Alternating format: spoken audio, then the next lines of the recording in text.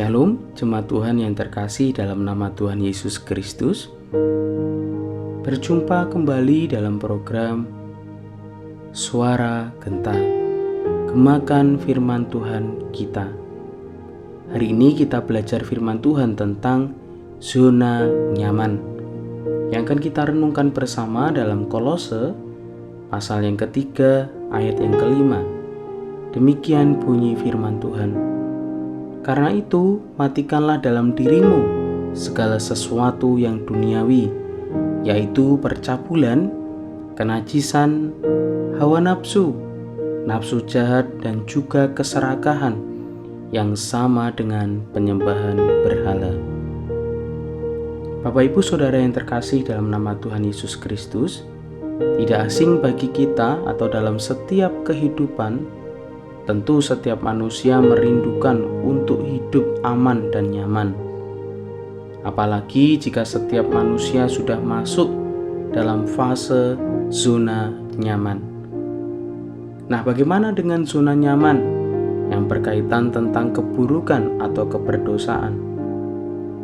Tentu seorang percaya ketika masuk dalam fase ini, Paulus mengatakan, matikanlah. Ini berarti bahwa mematikan sesuatu hal pasti tidak pernah menyenangkan. Dalam bahasa sederhana, ketika sebuah zona nyaman berkaitan tentang keburukan dan keberdosaan, tidak sedikit setiap manusia yang sudah jatuh di dalamnya tentu akan merasa tidak senang saat zona nyaman tersebut dibongkar dan dibukakan. Dalam teks ini Paulus menyebutkan tentang beberapa hal yang itu secara umum memiliki pengertian yang sama. Antara lain, hal yang Paulus sampaikan di sini berkaitan untuk mematikan yang namanya percabulan, kenajisan, hawa nafsu, dan juga nafsu jahat. Jika kita melihat dari keempat hal yang disampaikan Paulus dalam teks ini, secara umum dalam bahasa asli yaitu yang pertama berkaitan tentang percabulan. Hal ini berkaitan tentang aktivitas hubungan yang terlarang, seperti hubungan yang dilakukan di luar pernikahan, sebelum menikah, atau sebelum adanya ikatan suami istri, dan itu merusak yang namanya kekudusan. Yang kedua yaitu tentang kenajisan.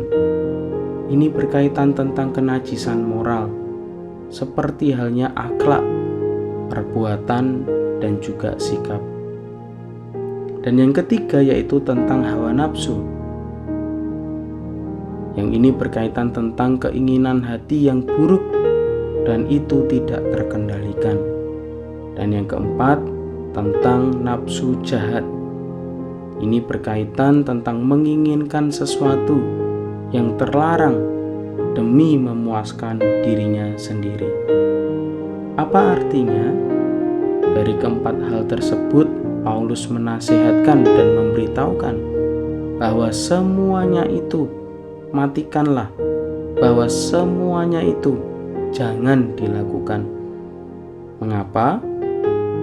Karena ketika kita melihat bahwa cara hidup yang demikian ini sangat bertolak belakang dengan cara hidup yang Tuhan ajarkan dan sifat dalam kekudusan dan kesucian Tuhan Yesus Kristus sendiri. Menjadi perenungan kita bersama, ingatlah dan perhatikanlah akan hal-hal yang saat ini terjadi dalam kehidupan kita. Apapun yang dosa tawarkan, apapun yang iblis tawarkan dalam setiap kenyamanan kehidupan kita, ingatlah bahwa tawaran-tawaran keburukan, kenajisan, kejahatan, ketidakkudusan, semua hanya tawaran yang mendatangkan murka Allah atas hidup kita. Mari keluar dari zona nyaman yang berupa percabulan, kenajisan, hawa nafsu, dan nafsu jahat. yang karenanya semuanya itu dapat menyesatkan dan menjauhkan kita dengan Allah di dalam Yesus Kristus. Amin. Mari kita berdoa. Bapa yang di surga, yang kudus dan yang kami muliakan di dalam Kristus, pagi hari ini kami sungguh mengucap syukur Tuhan Yesus, jikalau pada kesempatan baik ini yang melalui bimbingan Allah dalam Roh Kudus Tuhan boleh menuntun kami untuk dapat belajar dan merenungkan sabda kebenaran firman Tuhan.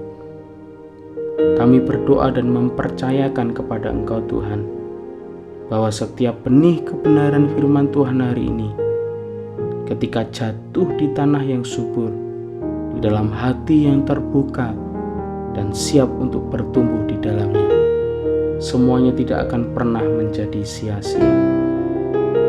Dan buatlah hati dan pikiran kami dapat terbuka, sehingga semuanya boleh nyata sesuai dengan maksud dan kehendak Tuhan. Tegur dan terus ingatkanlah kami Tuhan, bahwa zona nyaman atau kenyamanan yang duniawi tawarkan, semua akan membawa diri kami untuk semakin tersesat dan jauh dari Tuhan. Oleh sebab itu, biarlah Roh Kudus Tuhan boleh semakin membukakan mata, hati, dan telinga kami untuk semakin melihat dan peka terhadap kemauan Tuhan melalui setiap kebenaran firman-Mu. Terima kasih Tuhan, kuduskanlah kami, ampunilah kami, dan mampukanlah kami untuk melakukannya. Dan pagi hari ini kami juga rindu menyerahkan untuk setiap aktivitas pekerjaan, studi, dan semua yang kami lakukan. Biarlah kiranya berkat dan penyertaan Tuhan selalu dapat kami nikmati. Berikanlah kepada kami kesehatan, kekuatan, dan sukacita di dalam Yesus. Terpujilah Engkau Tuhan dari saat ini sampai Engkau datang untuk menjemput kami. Dalam nama Tuhan Yesus Kristus, kami berdoa dan mengucap syukur. Amin. Tuhan Yesus memberkati.